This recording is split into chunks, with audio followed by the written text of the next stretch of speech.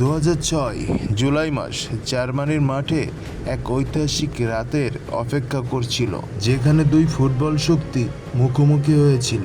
একদিকে ছিল বিশ্বজয়ী Brazil, Ronaldinho, কাকা, রবার্তো কার্লোস, ফুটবল বিশ্বের তারাই ভরা রাজত্ব।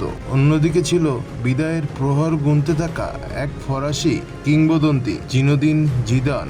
এই ম্যাচ ছিল তার শেষ ম্যাচ, শেষ বিশ্বকাপ, শেষ সুযোগ তার জাদু দেখানোর। কেউ ভাবেনি জিনেদিন জিদান পারবে ব্রাজিলকে থামাতে, কারণ প্রতিপক্ষ ছিল ব্রাজিল, 2002 বিশ্বকাপ চ্যাম্পিয়ন। আগুনের মতো আক্রমণ। আর অপরদিকে ছিল জিদান, এক 34 বছরের বিদায়ী খেলোয়াড়, যেটা ছিল তার শেষ বিশ্বকাপ। কিন্তু মাঠে নামার পর দেখা গেল এক অন্য চিত্র। সময় ধীরে ধীরে চলছিল, আর বল যখন জিদানের পায়ে আসছিল, তখন যেন ফুটবল শিল্প হয়ে দাঁড়ায়।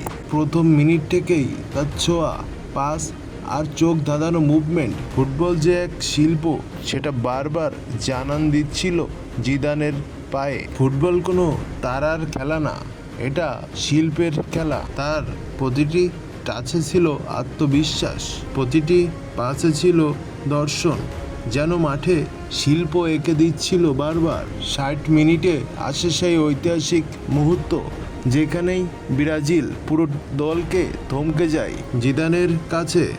জিদান তখন মুচকি করে হাসছিল, কারণ তিনি বুঝতে পেরেছিলেন তার আসল কাজটি করে ফেলেছেন। সেদিন ব্রাজিলের সব তারকা মিলেও এক জিদানকে থামাতে পারেনি। রোনালদিনহো, কাকা, সবাই যেন নিজেদের ছন্দ হারিয়ে ফেলেছিল, আর জিদান ছিলেন যেন নিজের সেরা দিনে।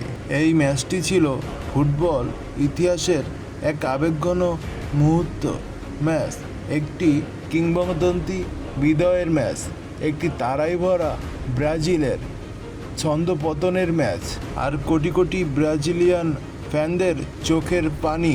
জিদানের নিখুঁত ফ্রি কিক আর থিওরিয়ারির জোরালো ফিনিশ।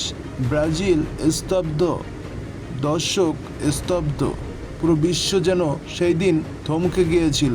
ম্যাচ শেষে জিদান ব্রাজিলের ড্রেসিং রুমে আসে রোনালদোর সাথে জার্সি অদল বদল করতে, কিন্তু সেই মুহূর্তে ড্রেসিং রুম কান্নায় ভারী ছিল।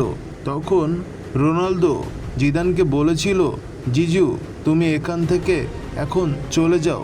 সবাই কাঁদছে, রাগে ভিতরে ফুঁসছে, তোমাকে অভিনন্দন, তুমি অনেক ভালো খেলেছো, তবে তুমি এখন প্লিজ চলে যাও। জার্সিটা খুলে চুপচাপ চলে গিয়েছিল জিদান। এভাবেই ম্যাচ শেষে বর্ণনা করেছিল ব্রাজিলের সিসিনহো। জিনেদিন জিদান সেদিন দেখিয়ে দিয়েছিল বয়স শুধুমাত্র একটি সংখ্যা, আর ফুটবল ইতিহাসে জিনেদিন জিদান একজনই।